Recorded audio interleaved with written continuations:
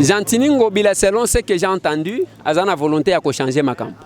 Azamutu ya FCC, maintenant nazo kela nenga zo condamné. Bizaleli aba oyo bazala ki liboso na e. Donc vous sentez qu'il a la volonté. Et il n'a pas besoin de commettre une erreur parce que sinon à sombrer, mais il a des bons projets. À quoi atterrir dans l'aéroport ya Luano. Katumbi a kozonga nenga kendaka. Akendaka par Luano, a kozonga par Luano. Il a annoncé il va atterrir. Oh batu bamoni document ya demande ya autorisation à survol. Et ça tâche va pesa kana ANR à l'époque. Comme le chef de l'État Lingi, ANR wane bana continuer konyoko la batute. Nda longoli angwa pesi angos conseiller spécial nae pour na ko gérer makambo parce que c'est lui qui a qualité de veiller sur la sécurité de la République. Parce que les loba fingi Moïse Katumbi. Lobi wa kofinga Bemba. Lobi kuna wa kofinga Mbusa Nyamwisi parce que tous ces gens ce sont les leaders batu bazo refait. Sous leader azate mutu na mutu aza leader na ndenge na ye.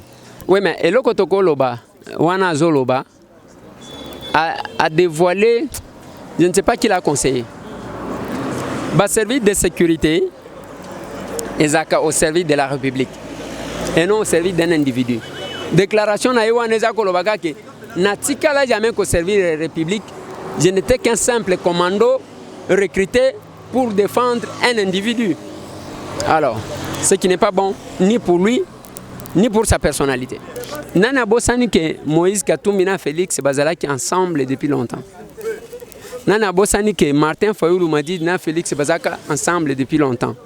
Donc, ngana habité il y a na habité loko batu bazolu kate. Syndicat de Kolo asalaka politique té a créé un mouvement citoyen ba bengi les Congolais debout. Congo France.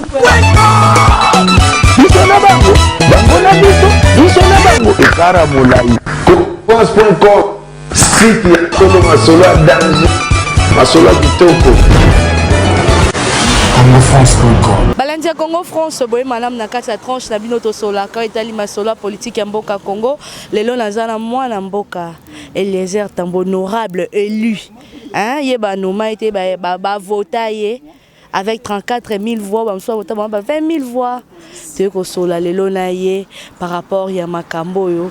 Ezo le kana kati mboka Congo maman Margot Lukana honorable Eliezer yemta lo bara vérité. Bonjour moi. Bonjour. Bonne santé. Santé bien. Nabi po ba benga kyo ujana politique yango lelo simbisi zakle touche l'accès que ujana pas za makasi na ndenge na e. Bon, makambo zolo ba nanga na bien ngo tout hein. Ujana politique, ça veut dire quoi? M. Tambo, c'est un politologue de formation et puis qui a fait 4 distinctions. M. Tambo a bien étudié, il sait défendre ses professeurs. M. Tambo, il ne sait pas professeur, il y a maillé les pays à Makassi. Bongongo, c'est mon professeur. Jacob Niembasuga, c'est mon professeur. Jean-Denis Kassese, c'est mon professeur. Prof Kakese, c'est mon professeur d'anglais. Munzele, c'est mon professeur. Maker Munzele. Kitoko Devos, c'est mon professeur. Bope, c'est mon professeur. Donc, il y a des profs qui sont aujourd'hui fiers d'avoir enseigné Moutuloko Labison. C'est comme ça que nous sommes fiers. N'habiter ceux qui ont dit en politique, ça veut dire quoi? J'ai fait 5 ans à Kotanga politique. Je ne me greffe pas la politique. 5 ans à Zotanga politique et à la Randengeni.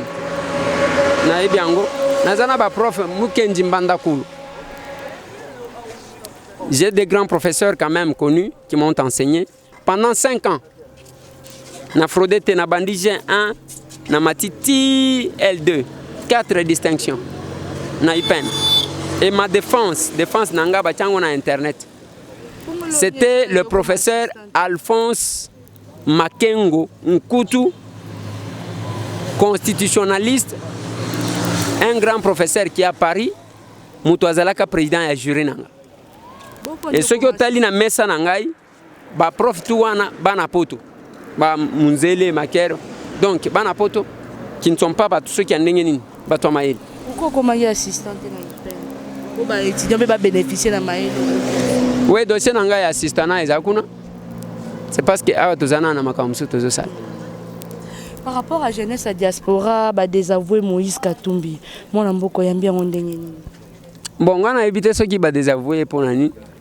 Il fallait que d'abord to bandela ke balinga ke pour nani pour que ba désavoué pour nani. Moïse Katumbi a toujours souffert avec cette diaspora là. Ezaka lelo ba beteli maboko lobi ba fingier. Lelo ba beteli maboko lobi. Excusez. Lobi ba fingier. Donc c'est quelque chose que moi je ne comprends pas. Na landi be yango te parce que ngai soki nazana par réseaux sociaux nazana makamu na landaka. Déclaration va désavouer parce que il y a Zana Kata la Mouka ils ont combattre le pouvoir en place. Comment ça fait qu'il y a aussi la déclaration pour soutenir Félix Tshisekedi? On va désavouer. Oui, mais Nana Bossani que Moïse Katumbi et Félix Bazalaki ensemble depuis longtemps. Nana Bossani que Martin Fayoulou m'a dit na Félix Bazaka ensemble depuis longtemps. Donc, Nana habité, il y a Nabi et Loko Batuazo Lukate, Ngai rêve Nanga. C'est ça ma position connue. Nako sepela ka mukolo nako mona ka Martin Fayoulou m'a dit na Félix Antoine Tshisekedi Tshilombo. Ba vandi wana na yoki bien. Parce que lelo ba fingi Moïse Katumbi. Lobi wa kofinga Bemba. Lobi kuna ba kofinga Mbusa Nyamwisi parce que tous ces gens ce sont les leaders batuazo refait. Sous leader azate mutu na mutu aza leader na ndenge na ye. Bemba aza sous leader ya Fayoulou te. Fayoulou pe aza sous leader ya Matungulu te. Donc ezandengo na mutu aza leader na kwa na ye et ceux qui ba kofinga. Bon, je pense que ba ça la désaveu et il y a pas préparé kaka ko désavouer batunyo surtout parce que ils ne seront jamais éternellement ensemble. Mutu a koluka ko préparer 2023 na ye à cause de position na ye. Par rapport à la crise au sein de l'IDPS, Mikolo et Yindaki, Tomoni na Babilili, Ndenge, crise au sein de l'IDPS, moi Namboka Eliezer Tamboué, Ponayo, est-ce que l'IDPS qui a un respect à tester et qui est na Makamoto Zomonagara ya Kibonga Inakata IDPS? L'IDPS c'est un parti de base, c'est la foule qui décide au sein de l'IDPS et non les leaders. Comme on a Bakosuka Suka, Bandima, Oyo base a décidé dans l'unanimité. Parti ya bato beleza la kandengwana. Ce n'est pas un parti de cadre où imposer ce qui n'était. J'étais descendu na Kibango, na Kebisi Bango par rapport à infiltration. Parce que ezana bato moko bakotinda babanda ko manipuler opinion pour que ba déstabiliser. Mouvement wananga ina ebi placer outil. Donc il y a mon kébé to moni moi mboka syndicat dokolo na cadre ya makambo zo de kanamboka na biso syndicat dokolo a abandonné momentanément la vie politique pour accomplir ba affaire. Donc debout congolais quoi il y a combien na mamba ba affaire. Syndicat dokolo asalaka politique té a créé un mouvement citoyen ba bengi les Congolais debout. Et ça mouvement wana même temps voyez que na chef de l'État a beau prendre position ce qui n'est c'est la même chose n'attend aux autres qui va désavouer Moïse Katumbi il fallait qu'il peut désavouer syndicat dokolo donc ba ko bana ko désavouer Bemba calamité Jean-Pierre Bemba koya ba ko désavouer yekaka mais finalement on va désavouer tout le monde et ça va poser problème. Donc syndicat dokolo ne fait pas la politique, il a créé un mouvement citoyen, c'est un homme d'affaires et puis azali ko yoka souci mboka na ye amoni ke makambo ko tambola quand même bien que tout n'est pas toujours parfait, mais oyo ya mukia moni wana monike makambo ko tambola quand même bien. Moïse Katumbi azoko annoncé retourner les 20 mai oyo. Moi na mboka ndeko Eliezer. Akokoma lokwa Moïse Bible était telemika kotala ndenge za kimbala sima. Est-ce que Moïse Katumbi penza ko sala penza rentrer na epana kati ya Kinshasa to na kati ya Lubumbashi? Akwaterir na aéroport ya Luano. Katumbi akozonga ndenga akendaka par Luano, akozonga par Luano. Il a annoncé il va atterrir. Oh batu bamoni document ya demande ya autorisation à survol. Eza tâche ba pesaka na ANR à l'époque. Comme le chef de l'État lingi ANR wane banda continuer konyoko la batute nda longoli yango apesi yango conseiller spécial na ye pour na ko gérer makambo wana parce que c'est lui qui a qualité de veiller sur la sécurité de la République. Est-ce que lundi maloba mwana mboka Kalev Mtonda lobby pour na biya ko continuer toujours ko soutenir FCC jamais ko trahir moi na mboka Kabila. Est-ce que le lo Kalef Mouton koka moi le lo likolo alternance Kalef Mouton pas comme goloba? Oui mais et le kotoko loba wana zoloba a dévoilé, je ne sais pas qui l'a conseillé. Bas service de sécurité ezaka au service de la République et non au service d'un individu. Déclaration na wana ezako lobaka ke natikala jamais qu'au service de la République, je n'étais qu'un simple commando recruté pour défendre un individu. Alors, ce qui n'est pas bon ni pour lui, ni pour sa personnalité. Lelo la muka vérité des urnes. Moi la mboka Martin Fayulu ake kisangani. Moi la mboka Eliezer tozo mono suna makambo la muka te. Eza nini balingi baye ba vraiment. Mama kozongi sa surtout na ye. Makambo la muka Eliezer tambozo mona na lisusu te. Ouais. Na ebite soki nazo mona na wapi te. Toutes les réunions a nazo longwa tozana réunion na biso ya ba député à la muka te. Tozana ngo siko. Tozo kende kunati. Tant que tu as voté bureau, tant que tu as voté bureau, est-ce que mon aki ngana kati? Mais na s'intéresse au mon aki ba poela. Mais poela ke ko landa biscuit wana. Alors, qui est stable et qui ne l'est pas? Donc c'est pour vous dire que je suis là ba manifestation au Missous. Même il y a eu des pèses. Parce que nous avons quand même des choses à faire. Ceux qui peuplent la Bengibino, tu es obligé d'aller là-bas. Lelo balobi te nungu eza mokie pona mwana mboka Vital Kamerhe babengi faiseur de roi. Mbabi Henri Yves Moulong oza ministre de finance abi. Comment ça fait qu'un directeur à cabinet a commis ko chapeauter nyonso faiseur de roi a juste sous guerre na Henri Yves Moulong. Te ngai copie wana ya réseaux sociaux ya tweet ya Henri Yves. Nazo ngo na tindela ngo ye moko VK. Veka lobi nanga eza fake news eza lokuta.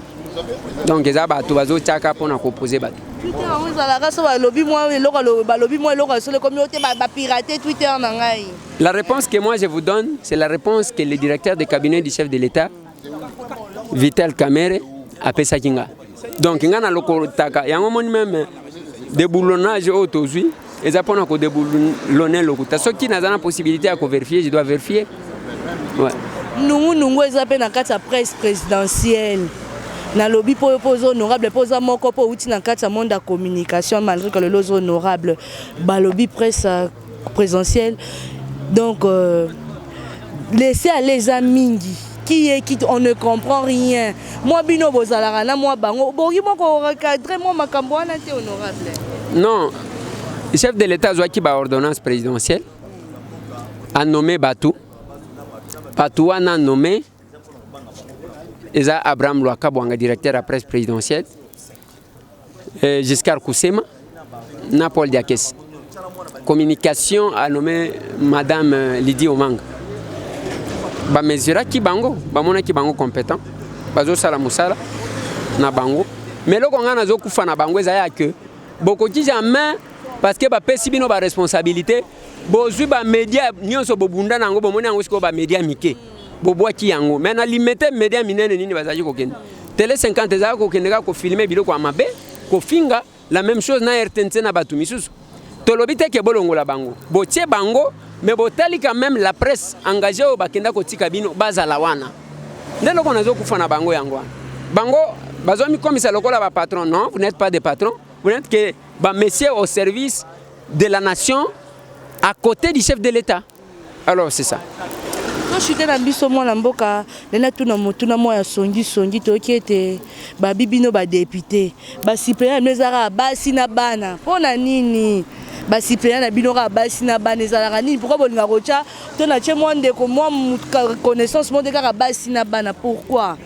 OK, heureusement nazana premier suppléant nanga isoki bato ba ebiete. Et le qui n'a pas fonction mususu na longo yende à côté kala na place nanga. Papi Kiteng. Aza mwasi na komi PD. Ou bien aza mwana nanga. Papi Kiteng n'est pas membre de ma famille. Mais Papi Kiteng c'est un membre d'un parti où on a postulé. Il est là. Donc, ce qui est en batu basala biloko wan. Bango moko. Mon deuxième suppléant est là. Ozomo na logo la garde du corps. Aza garde du corps te. Pe abundaka te kaningo ozomo na libumu nene wan. Donc, c'est mon deuxième suppléant. Bangoan. Omoni Mwasi, to moni nani. Donc, la plupart sont honorables. Non, mais la plupart wana etalingata. Bokende kotuna bango. Mususu yo zaka na parlement chaque jour. Mususu baya yo moni bakuluna oyo batieli biso na hémicycle. Musala na bango balingi babumbisa bato. C'est parce que ye wana na basi na emi balé. Donc akomi kozwa hémicycle nyonso lokola to koma basi na ye. Donc les ana bato basala ndengwana, nous avons été élus. Nous avons des comptes à rendre auprès de la base. Yango moni tozo pe maté komata ko dit. Bruno Tshibala linga démissionné mais moi Mboka Félix Tshisekedi aboya démissionné pour nani.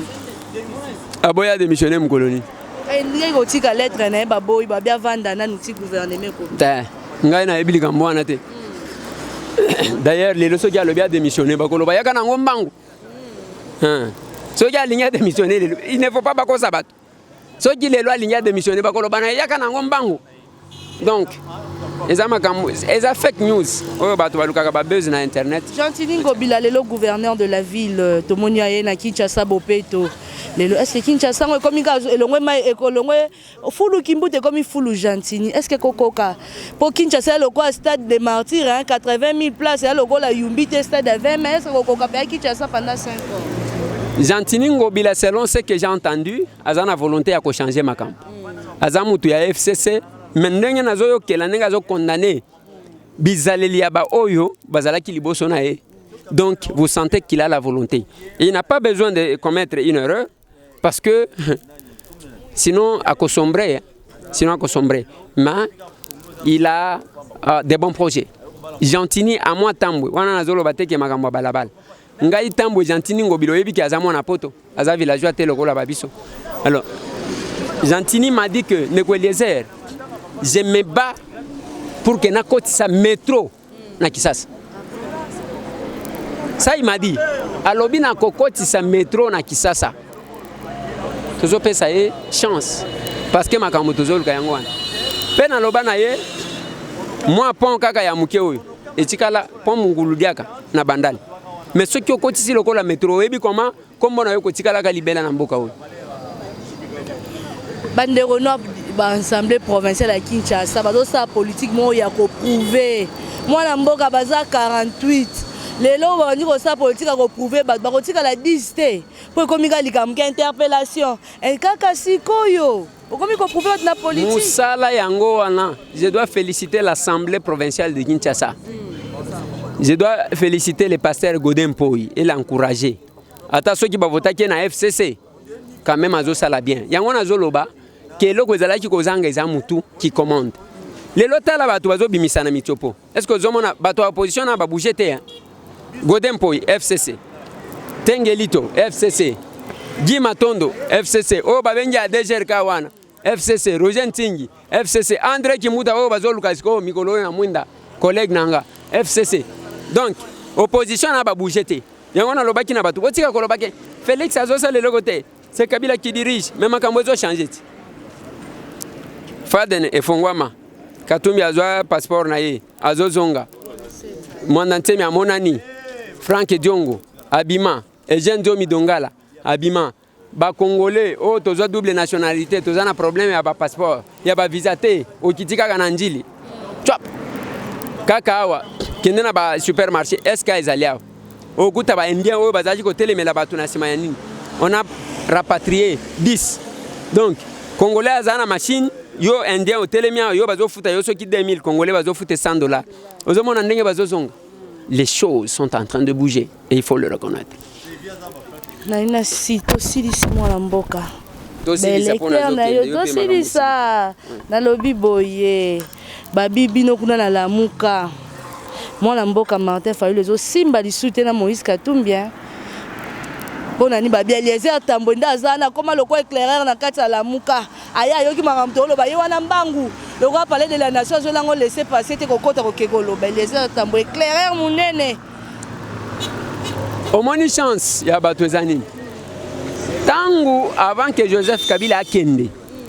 Ezana batu na diaspora awa basala buzz. Eliezer Mutwaner. Nani moi chaque élève a mis balai azaka soki tante na ye. Soki maman leki na ye.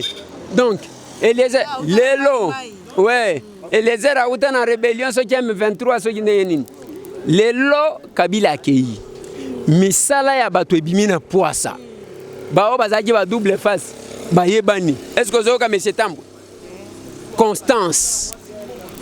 Je n'ai pas besoin de me justifier auprès de gens. Mais total anati. Tala même mukolo ya vote ya bureau définitif. Biso to bimi ba pesa ki bato ba mbongo ti. Ba pesa ki bato ba mbongo pour que bato ba kende ko voter. 3000. $5,000 ba yeko kata bango 2500 wana ba yebisa ki ngai. Alors, ezana ba musu bazwa ki ba 20000 cop moko boy. Yango mona ki ba poela azo wele la biscuit. Mais hier zana fayulu tongo midi pokwati. Akeko wele la biscuit. Et kuna tangu tozana kati wana namoni bande ko ebele qui se disent oh biso to sali so kindenge namoni excusez namoni ka quelque part bakeko sangana ba to FCC te aba to yenanu comme ba ne Congo mais ba ne Congo ndebo kunda mutu lokola Fabrice Puela ce n'est pas correct ngai tambo so kina lingina zwa kamwa poste wana ça me coûte combien de minutes ça la ministre je vais prendre ça mais moi je ne sais pas ramper pour na kozwa kamwa eloko wana yango moni tangu balobi toko voter te ngai tambo nazala kilibanda metala ba obatikala kilibanda et ma position est connue même ndenge tozana bango wana bango nyonso bayebi que monsieur Tambwe fait l'opposition parlementaire mais monsieur Tambwe est proche de Félix azo défendre victoire wana parce que bato balinga bakufa likolo bitumba oyo ezaba biso. Il ne faut pas que les gens mentent les gens tozo ka ba image akala tozo ba image to tche to koluka bilonya wati. Merci beaucoup les amis, les Tambwe. En tout cas, malakine banonasa diaspora, mingi oboloba soto commissariat maloba. Merci beaucoup mon patron Didi Pumba. Merci à Christian Touré Kenzo, Gisèle Tatimer, double montée ma presse au Chiclo winner à Londres, couple Kanya Kabambo Tenayo, Pichuzo la de Lausanne, Papi Maï Belanga, Maman Bibi Chonoka. Merci à toi. Merci na abonné na biso Congo France, ba bino bo partage ka be émission na biso. Ba ope bo lingara biso to sela no musala kaka. Ba encourage na bino ba critique na bino pende sala ka to kende liboso. Ngala bino to kutani balasima. Ciao.